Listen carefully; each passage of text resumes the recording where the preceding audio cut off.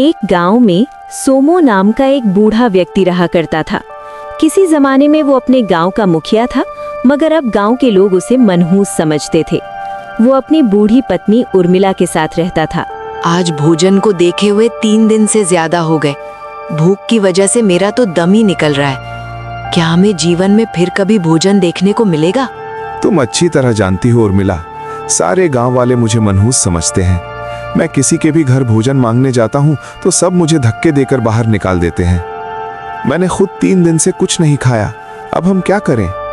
जब मैं गांव का मुखिया था तब मैं किसी को भी भूखा नहीं देख सकता था। मैंने अपना सारा धन गरीबों की मदद में लगा दिया, मगर आज जब मेरा बुरा समय आया है तब कोई भी मेरी मदद को तैयार नहीं।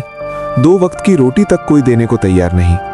तुम चिंता मत करो, तुम यहीं आराम करो, मैं कहीं ना कहीं से इंतजाम करके आता हूँ। इतना कहकर सोमू गांव के नए मुखिया बाबूलाल के घर चला जाता है। बाबूलाल अपने 10 साल के बेटे बिल्लू के साथ खेल रहा था। इतनी रात को कौन आ गया? मैं मुखिया बनकर पछता रहा हूँ। सारे गांव वाले समझते हैं कि वोट देकर मुझ पर एहसान कर दिया। भाई, मैं और मेरी पत्नी 3 दिन से भूखे हैं। अगर कुछ रोटियां बची हों तो दे दो। अगर तुम्हारी जगह कोई और होता तो मैं दे देता, मगर मैं तुम्हें नहीं दे सकता हूँ। यहाँ से निकल जाओ। आखिर मेरी गलती क्या है? तुम मनहूस हो, हमारे गांव के लिए श्राप हो। मत भूलो बाबूलाल, मैं भी कभी इस गांव का मुखिया था। मेरे दरवाजे से कोई भूखा नहीं लौटा। वो जमाना चला गया, आज तुम मनहूस हो। बिल्लू गिर गया, सिर से खून बह रहा है।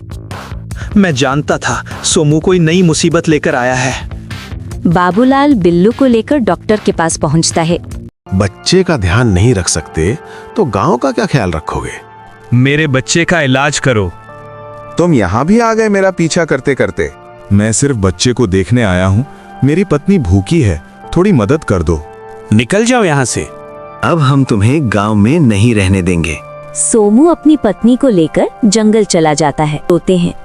अगली सुबह लगता है हमारी किस्मत में भूखे रहना ही लिखा है। हिम्मत मत हारो, ईश्वर पर भरोसा रखो। तभी गांव की तरफ से चीखें सुनाई देती है। लगता है बाबूलाल मुसीबत में है। हमें उसकी मदद करनी चाहिए। दोनों बाबूलाल के घर पहुंचते हैं। घर में आग लगी होती है। मेरी पत्नी अंदर फंसी है। सोमू और उर्मिला मिलकर बाबूलाल की पत्नी को बाहर निकालते हैं। आग बुझ जाती है। सोमू, तुमने हमारी जान बचा ली। हमने इंसानियत निभाई है।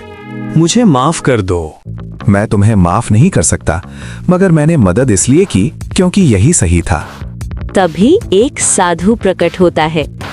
सोमू, अब तुम्हारी परीक्षा पूरी हुई। आप कौन हैं? मैंने आपको पहले कभी नहीं देखा। मैं वही हूँ जिसने तुम्हें ये सब सहने दिया ताकि गांव वालों को इंसानियत का मतलब समझ आए।